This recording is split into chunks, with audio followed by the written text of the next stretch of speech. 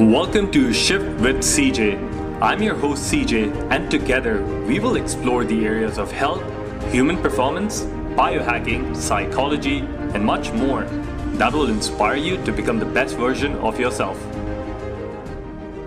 Hello there, lovely people. I bet you're as excited as I am for today's podcast. Let's jump into the podcast in a minute.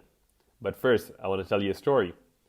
I recorded this podcast while I was in India discovering various energy hotspots and trying to wrap my head around ancient Indian medicine and some of the practices and ideas that I can bring in to the Western world. Now, the trip was great and amazing, and I'm looking forward to sharing all my discoveries through this podcast and other social media channels. But there was a downside to it, which was that I couldn't travel with all my equipment and my studio all the way to India.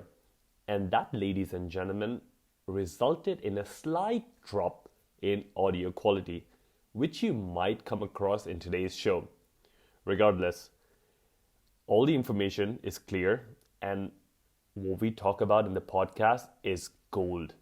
So let's jump right into the podcast. If you find yourself complaining about things all the time, then someone would have had the guts to tell you, hey, go get a therapist. But when you look for a therapist, most therapists will only share some theoretical knowledge with you because that's what they have learned from in their coursework and their books.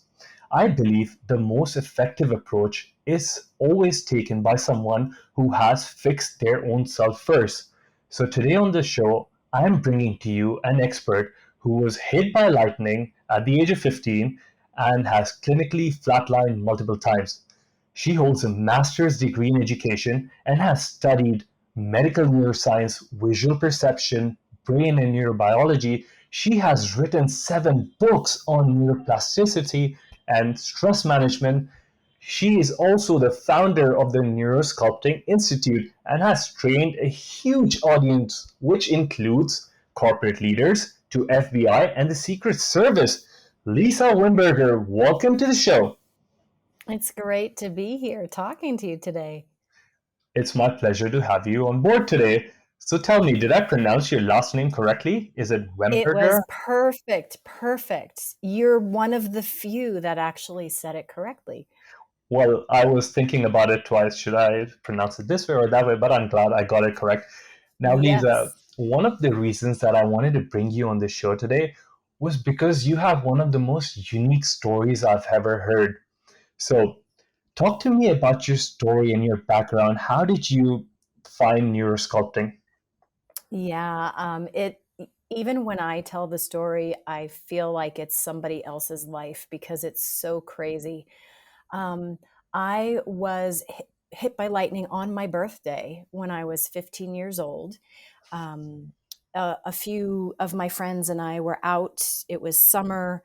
A storm came in and it started raining and hailing and lightning. And we took cover under somebody's, porch on their house. And I was standing up against a metal garage door handle. So there was a metal bar at the base of my spine, and the side of the house got hit, and it came out through the metal handle. It came out through me and the boy who was standing next to me.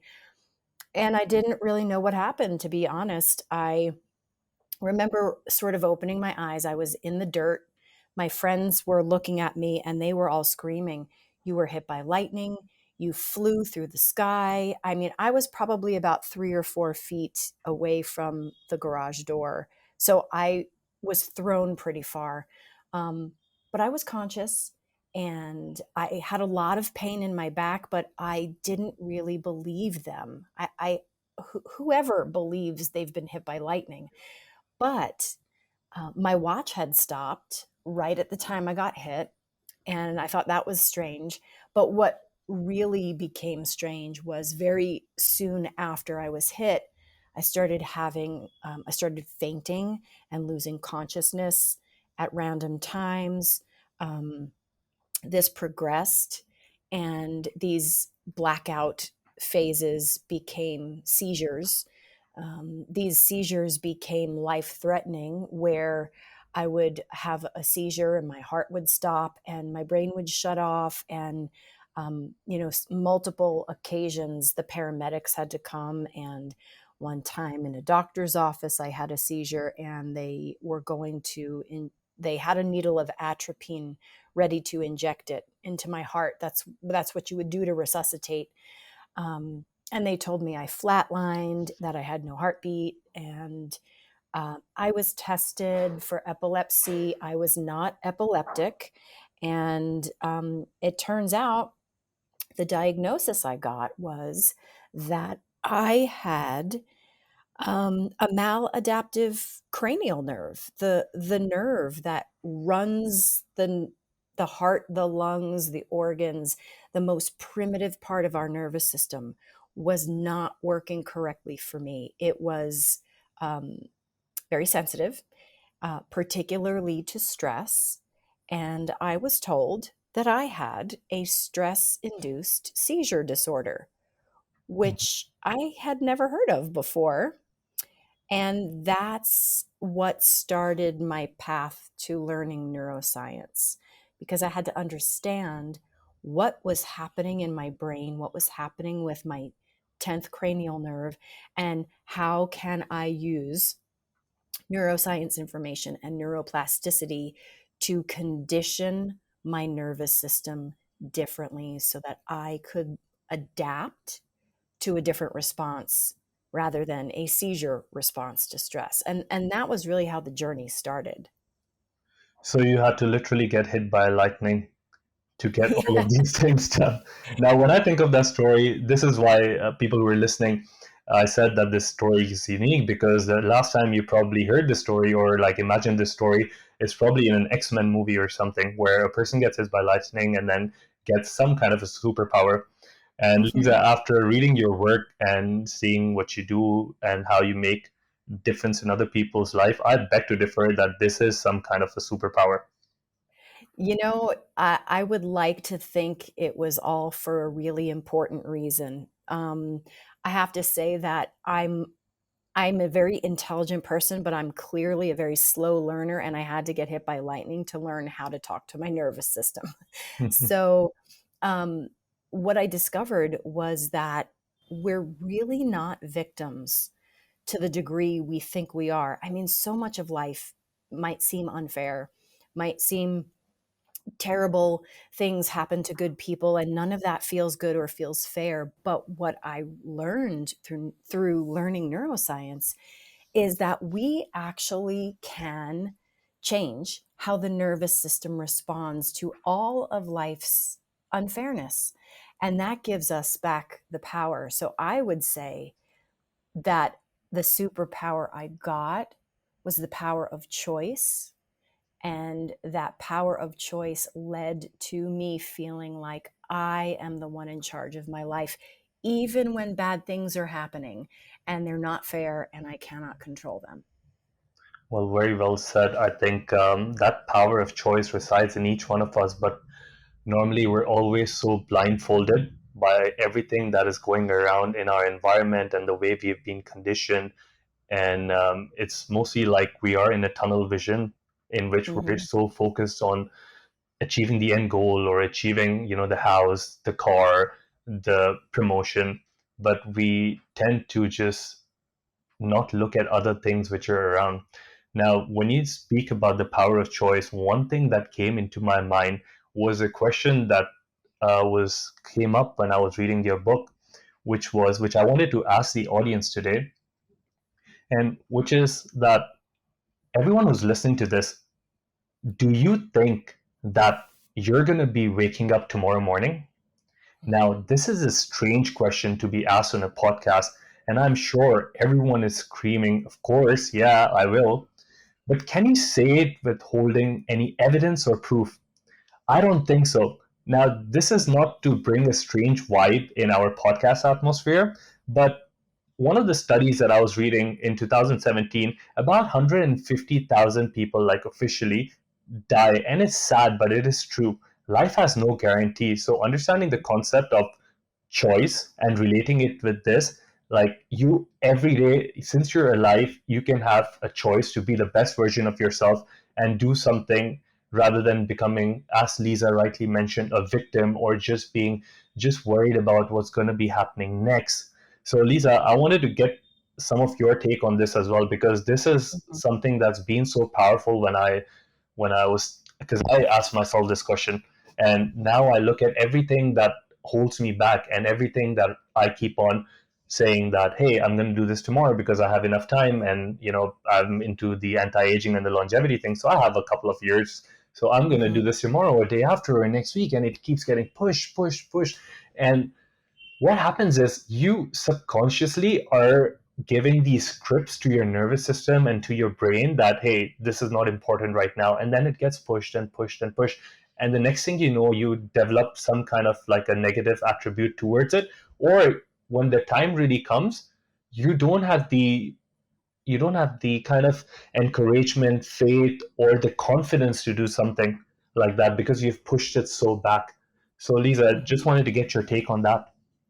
Yeah, we are paradoxes. Human beings are living paradoxes because our brains need to be able to predict the future so that we can reach for behaviors that we've already learned that work. So if you're learning how to walk, right, you need to focus so much that you learn that so well that you no longer have to think about it. You are predicting in all moments at a very subconscious level how to move your body. And you do this and you trust that you will remember tomorrow how to move your body just like you did today, so you don't have to think about walking. But we do this with everything. We get into the need to predict, and that allows us to assume things so we can spend our energy learning other things. So we assume that the sun will rise tomorrow, so we don't have to worry about it. We assume that I will go to sleep tonight and wake up tomorrow and carry on with my list or the things that I didn't finish today. And that's a gift to make those assumptions because it allows us the capacity to think about other things, but they are assumptions. And I didn't learn that until I started having seizures, where life would be completely normal. And within 30 seconds, I'm lying on the floor, unable to breathe, and my heart doesn't work.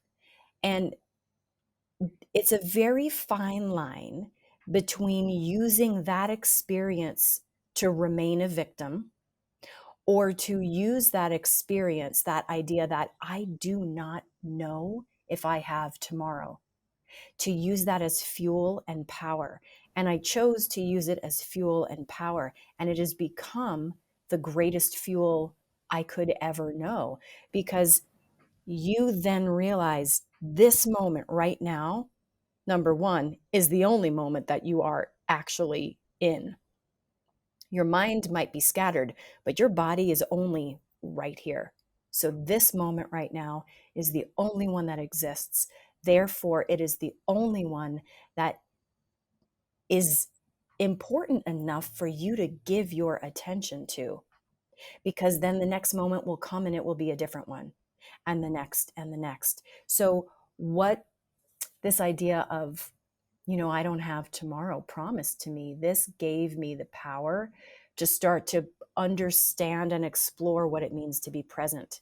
I had read for years, be here now, be present, focus on the moment. And all of these things were metaphors to me. I didn't know what they felt like. I didn't know how to get them. I knew I wanted them.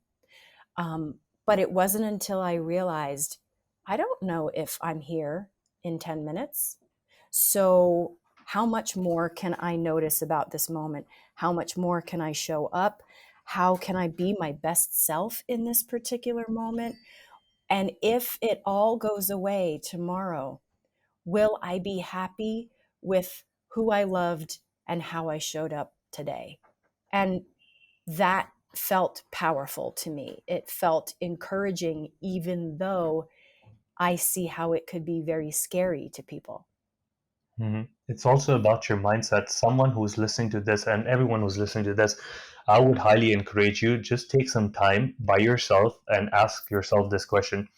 And if you are on the camp that you want to improve your life, you want to increase your potential, whether it's in sports, in some kind of athletic activities, or just being a better father or a better mother or anything, ask yourself this question. And then I want you to adopt the mindset that, hey, I want to learn something better from this, and then use it as a fuel, just like Lisa said. Because at the end of the day, we're all we're all going through a lot of things. Some people are going through less, some people are going through more, but it's just your approach and the lens from which you see that situation.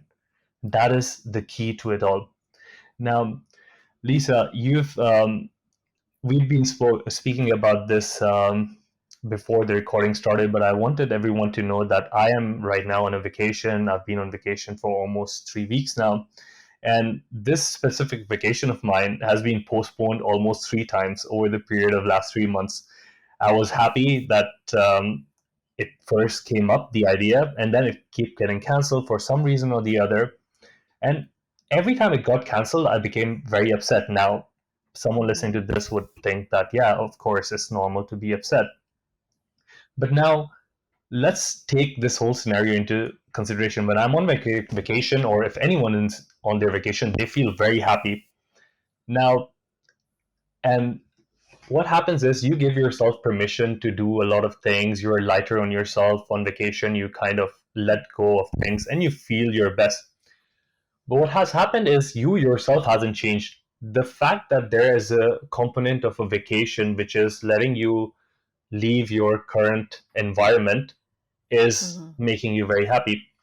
But Lisa, according to you, why are we not happy in our regular lives? Like why can't every day be a vacation for us? I think because we forget that that is just a frame of mind. So, you know, everything in life is like a lens. Imagine that today you have on your glasses, and the lenses of those glasses are your everyday lenses. You are going to experience life in a lot of automated ways. Your everyday expectations. I wake up, I eat food, I go to work, I have some social interactions. And a lot of those things are happening just like they happened before. That's your everyday lens. But then all of a sudden, someone gives you a new pair of glasses. These are your vacation glasses. And the lenses in those say you are allowed for 12 days to turn off your to do lists. And you are allowed now to laugh a little more, to have different kinds of social interactions. You're allowed to do things for these 12 days that you don't allow yourself to do every day. Those are your vacation lenses. But truly, nothing has changed except for your frame of mind. But you stand differently, you move differently, you experience each other differently. And all of that difference came from your mindset switch. Just like if I told you while you were on vacation, hey, there's been an emergency at home, that would be like you switching your glasses to now, emergency. And you would physically feel different. You would probably make different choices. You would behave differently. And there'd be different priorities on your mind. All of life is a changing set of lenses. We're the ones who create those lenses. So here's a little activity for all of you to do, which I literally do this all the time. There are times where my work is so stressful and I know I have a 2-hour break. I will literally say to myself, I'm on vacation for the next 2 hours. And my whole body changes. What I choose to do in those 2 hours is very different than if I were to say, I have 2 hours to do my admin work, or I have a 2-hour break in my work schedule. Every lens we have changes how we show up. And you're the one who picks the lenses. And there are lenses you might not even know you're using. That's the tricky part. And so that's where giving yourself some permission to try on your vacation lenses, to try on your weekend lenses, helps you start to see, oh, I actually do behave differently. I wonder what other lenses you have. And you can start becoming more and more aware of these lenses. Right now, one of your lenses is listener, because you're Mhm. listening to this podcast. And, CJ, right now, one of your lenses is interviewer. And that's very different than if you are talking on the phone with your friend. You're going to have different protocols. And so we're in these lenses all the time, and they change from who you are in your home to who you are in the store to who you are at work. And we're the ones in control of all of them. So, everyone, I hope you've been taking notes because this is really powerful stuff. Now, Lisa, when you're at the office and you want to switch from admin to vacation mode, is there any physical pieces of things that you're using as well to change that? Like, are you having tea, or are you associating um, having on this vacation mode by putting on a hat? I don't know, but is Yeah, there? yeah. Actually, there are changes in my physiology. So one of the things I do very often is I use my body to shake, like a shaking exercise, 30 seconds of shaking my whole body. You might have heard the expression shake it off. Mhm. Well, this is actually a neurobiological need of your body. So when we're in the stress, whether that's positive or negative stress of action and doing and working, we're going to have arousal in the body. There's a little bit of adrenaline and norepinephrine flowing to help us produce and focus. Now, if that remains in the body, or if my muscles remain contracted, which is what they will be doing when I am in producing working mode, they will send feedback signals back to the brain, and the brain will perceive that I'm still working and focusing and needing to be active until I soften my muscles. So one of the easiest ways to have a moment of exhale, which allows for you then to choose a different lens or mindset, is to physically shake your body. So for me, if I see a break at work coming up, after a client or after some work, I will take 30 seconds to shake my whole body and use that as the start of my vacation mode, or the start of my, gardening mode, whatever the lens is I'm choosing to use. And that shaking is almost like if you were wine tasting, you would eat crackers and drink water between the glasses of wine to clean your palate. It's like resetting your nervous system palette so that you can choose a different lens. So I absolutely shake. And then I will, as much as possible, change my location. So if I'm sitting at a desk, I'm going to walk away from that desk. If I'm inside and the weather is nice, I will go outside. If I'm at the office, I will go out of my client practice room and into the teaching room so that I have a different environment. Changing your physicality is equally as powerful as changing the mindset, but they actually both support each other. So it's a great question you asked. You can use a particular song as the exit from admin space and the entrance into relaxation Mhm. space. You I like can that. use a favorite scent. You might like essential oils, and it's like, oh, the vacation moment's about to start. I'm going to smell the lavender oil, or I'm going to play this particular song. All of these things can work themselves into the transition, and then they become ways to quickly get there. Imagine this. Imagine every day this week, even if it was 10 minutes of you declaring, these 10 minutes are me on vacation. And every time you did that, you smelled a particular essential oil or you played a particular song.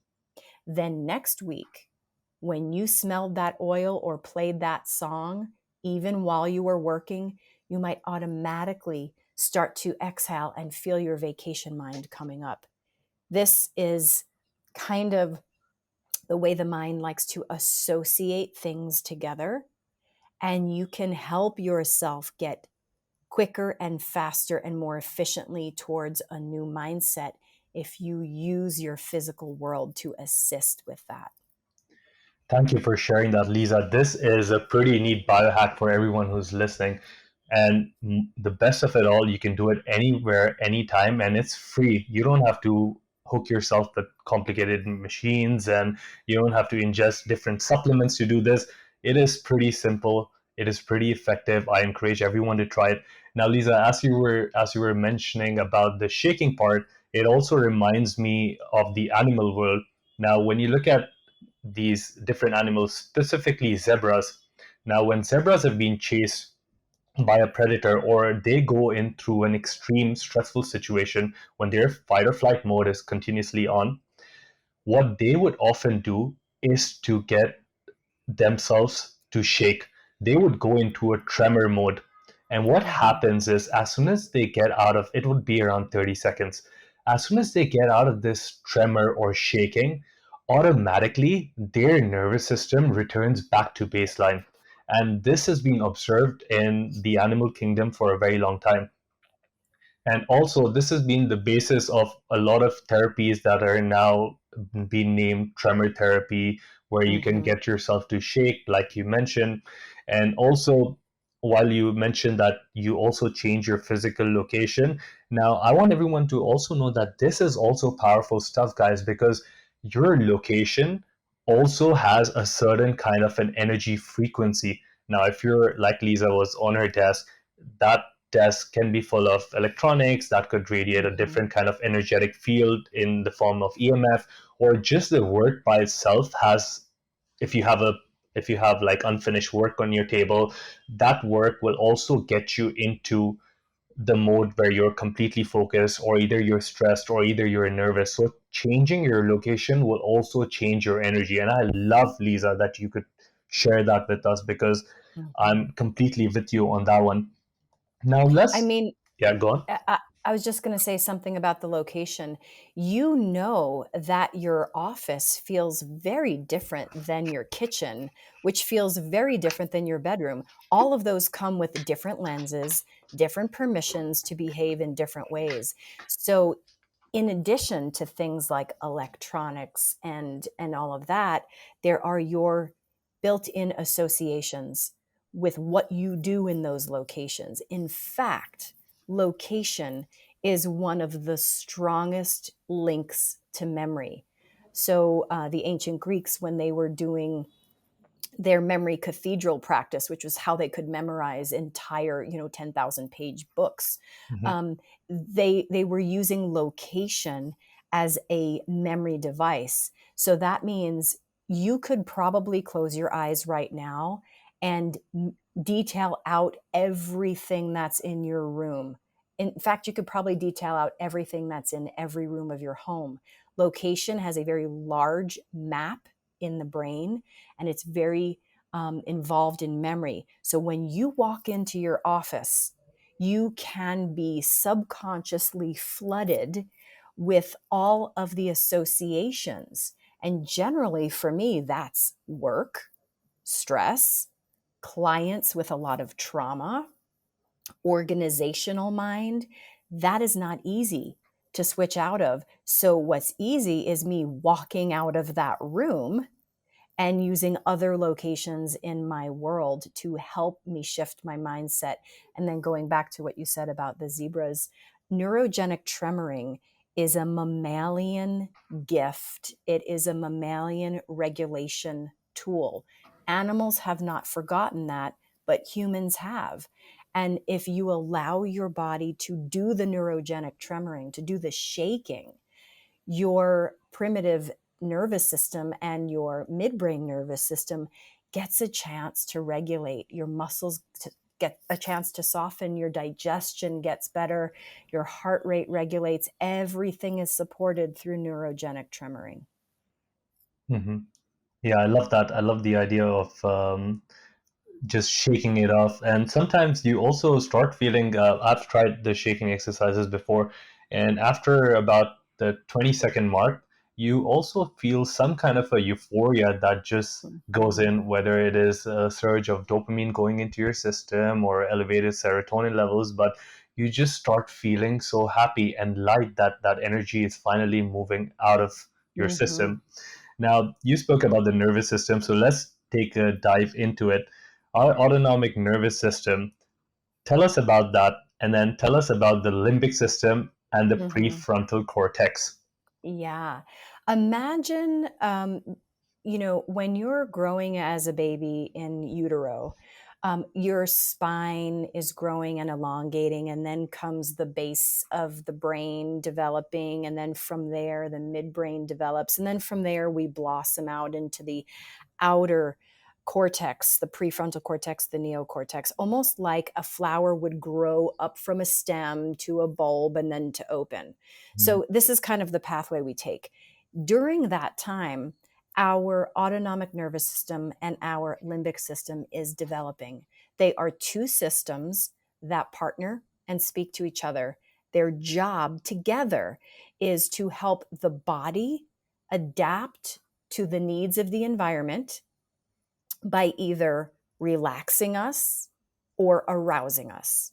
That's kind of what they do. And they also interpret the information from the environment through our senses, our skin, our muscle, our bones, and help the brain switch and adapt into proper response. So, if the outside world is asking me to get up and go, my heart has to increase its its contractions, so I have more rapid fuel to the muscles. So, if the world needs me to go, I have to change my physiology to do that.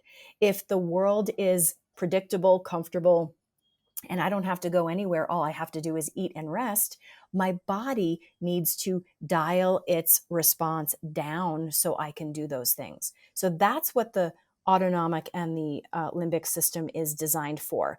Now, what it gets information from also is our perceptions. And this is where it gets tricky.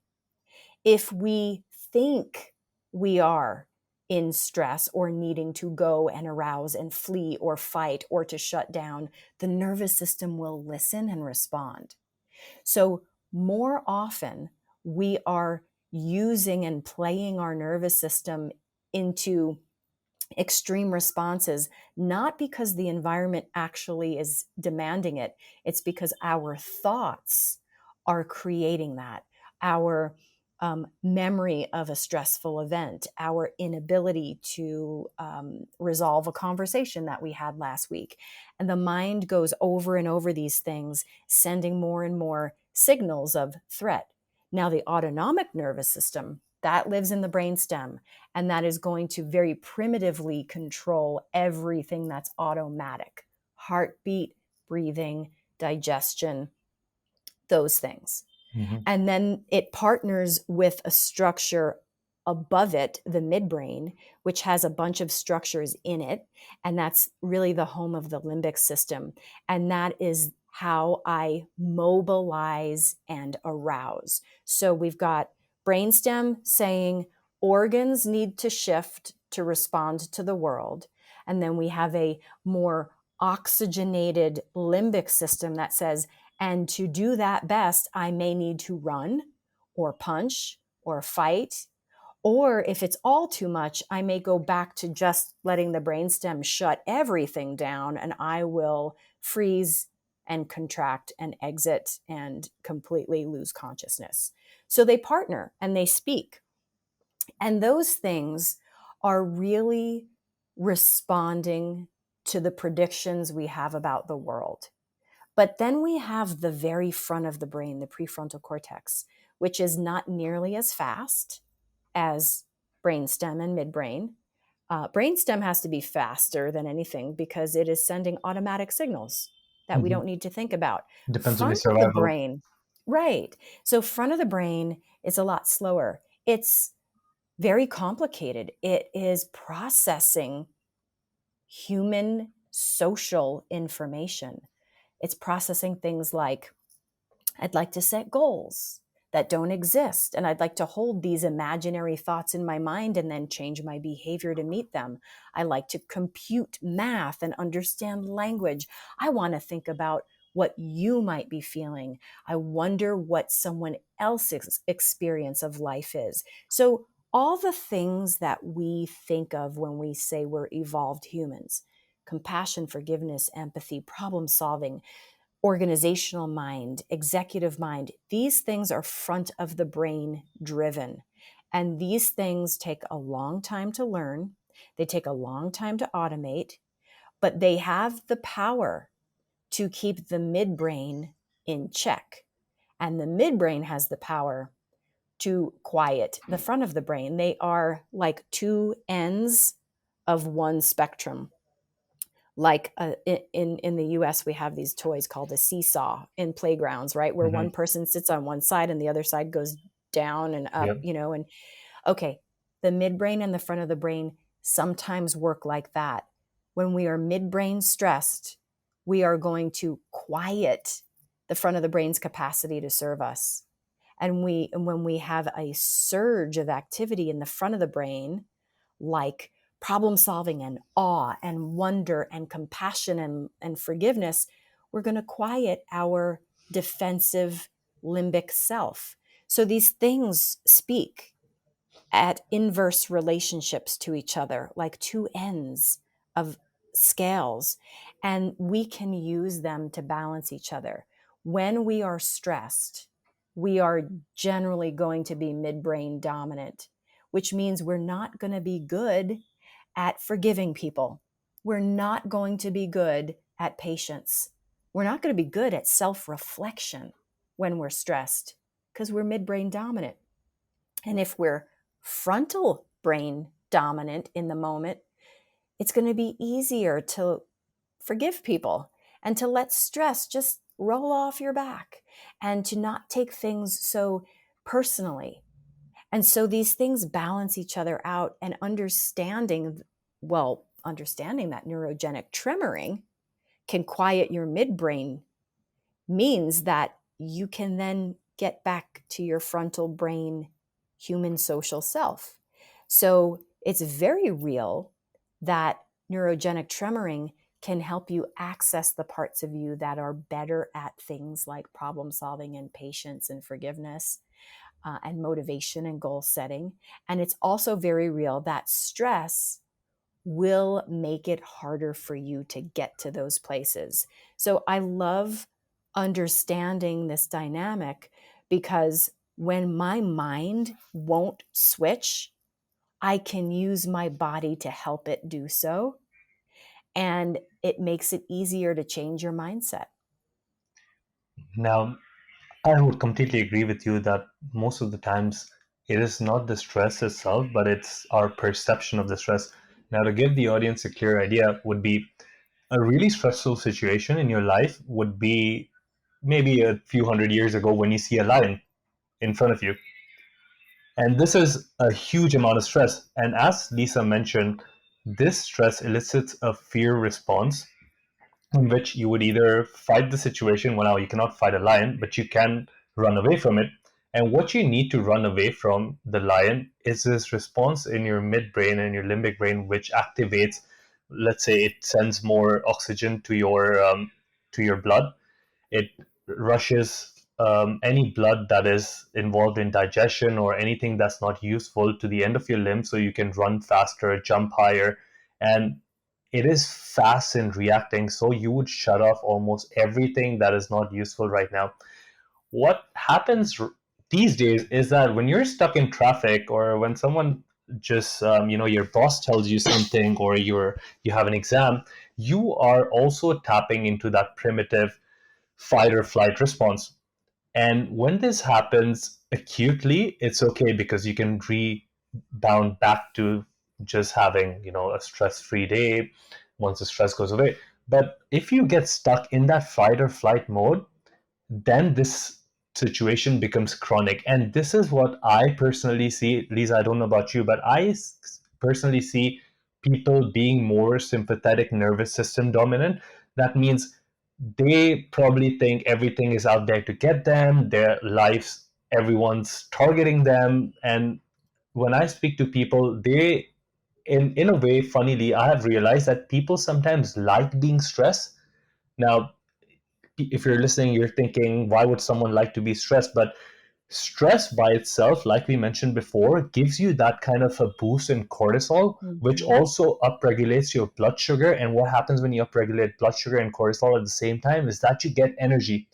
So Mm. people like to be in an energized mode throughout the day. Now, you could think of people drinking lots of coffee or just stressing about what's going to be happening next. And that makes them addicted. I don't know, Lisa, what's your take on this? Do you Mhm. find people being addicted to their stress most of the times? I do. I really do. Here's why. I mean, everything you said and a few other thoughts. You know, stress is the most life affirming experience we have. It is the basis of living, right? If we didn't Mhm. have a stress response, none of us would be here today. So, stress by itself is the most life affirming thing you can experience. It's the motivation to protect yourself. It is the very definition of this is valuable. My life is valuable, right? So, on a very primitive level, stress is life affirming.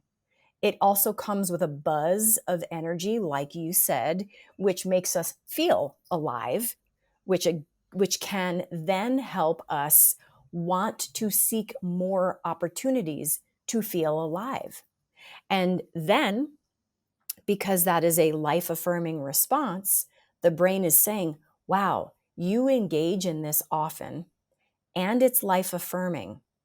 Therefore, I'm going to help you engage with it easier, more frequently. I will make it easier for you to experience stress so that you can keep doing the thing that you were doing. The brain wants you to be efficient, and the brain's job is to make the things you do most easier for you to do by automating them. So the more you involve yourself in stress response, whether it's arousal or even shutdown, and the more you use that to navigate your life, the easier it's going to be for your body to do that. So it does take energy and conscious intervention to break that cycle. But because the brain is neuroplastic, we can absolutely break that cycle. It takes daily practice. And then neuroplasticity, meaning your brain's ability to change and adapt, it will start to adapt to the way you break the cycle of stress versus adapting to the way you continue to use your cycle of stress. And all of this depends upon where you focus your attention. Do you focus your attention, your physiology, and your practices to stress repetition? Or do you put the energy into the system and focus your attention on adapting the efficiency of your stress patterns? And your body will respond. And that's where it goes back to us having more control than we think we have. So, just expanding on the same thought, what would be some of the tips or tricks that the audience can take away today? Let's say someone who's listening is stuck into the limbic system and they are Mm-hmm. constantly thinking about what is, as you said, they're constantly investing their energy upon what is probably not going right. And Mm-hmm. someone who is looking at the negative side of things, and someone who is just not engaging in that relaxed prefrontal Mm-hmm. cortex. Is there some tricks to just zap into the prefrontal cortex from the limbic system? Yes, there are a bunch of them. One of them is to, when you're deep in stressful thoughts, to bring to mind something bizarre, unusual, funny, or awe and wonder inspiring. So, for instance, if you have, you know, if you're in a stress-based thought, you're in your work mode, and you just take a 30-second pause and you say to yourself things like, I wonder what it would be like if I could go outside and the sky was purple and the trees were blue and the grass was white. And you take a moment to think about that completely unrealistic experience. You will be using your prefrontal cortex to imagine the unimaginable. That's what it's good for. So you can kind of induce little prefrontal moments by doing bizarre things or having bizarre thoughts throughout the day that are safe or humorous. There's a list of these prefrontal activities in the Neurosculpting book.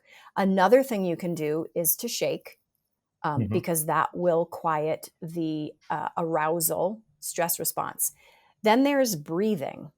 If you are a kind of stress person who gets aroused and your heart rate goes up, then throughout the day, you can focus on long, slow exhales, and you can start dialing down that stress response. If you're a person whose response to stress in the moment is, I shut down, I freeze, I can no longer think clearly, and I get immobilized, then you focus on long, deep inhales, because different parts of the breath change the heart rate. So you can do those things. And then finally, most of us don't even know we're in these negative thought patterns. So there's an exercise in the Neurosculpting book, but you can do that without the book. You can list the times throughout the day you have thoughts that start with, if only they could ... I wish things were different because ... I'm so mad at ... You start listing thoughts that are phrased in a negative way, and you start realizing, once you see it on paper, wow, I have 10 negative thoughts about the world before lunch. So sometimes we have to first become aware that we're even in a negative bias cycle.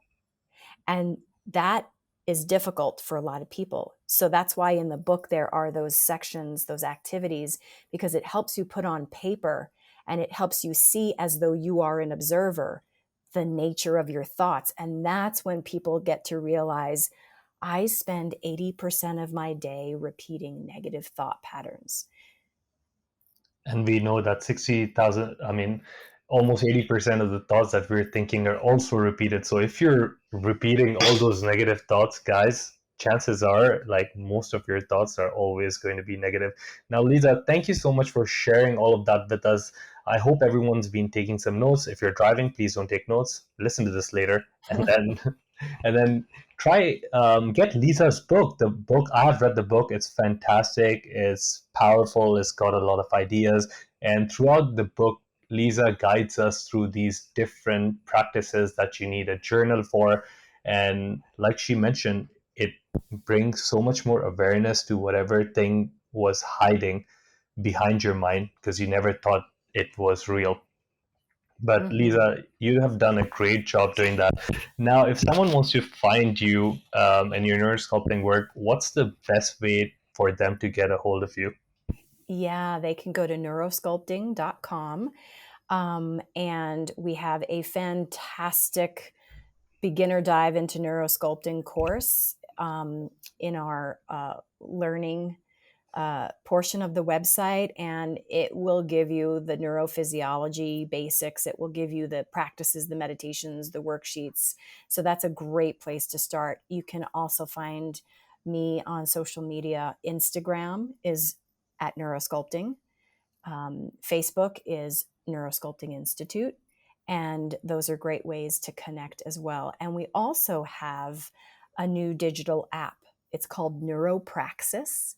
And it is an app of curated neurosculpting meditations specific to helping people who are in chronic stress, inflammation, or acute stress inflammation, specifically for those dealing with things like Lyme, mold, fibromyalgia, things that really affect the body. This app is really good to help support people through that. So those are all the different ways that you can find me. Amazing. I didn't know about the app. I'm just going to download it after that. And Lisa, we've come to the end of the show, but I want to ask you one last question. It's that if you were to look back into your life, let's say rewind 30 years, like let's say between when you were like 20 and 30, what would be that one piece of information or advice that you would look back and give to your younger self? Oh, I would tell her to be patient, because anything worth experiencing comes with time, focus, and repetition. Thank you. That's about it. Thank you so much for joining me on this show today. I really appreciate the work you've been doing, all your books. You constantly provide us with new information, things that we have never thought about. Thank you for doing what you do. I really appreciate you. Thank you so much. It was great to speak with you. It was great to speak with you. And this is CJ signing off from the Shift with CJ podcast. Everyone have a great week ahead of you.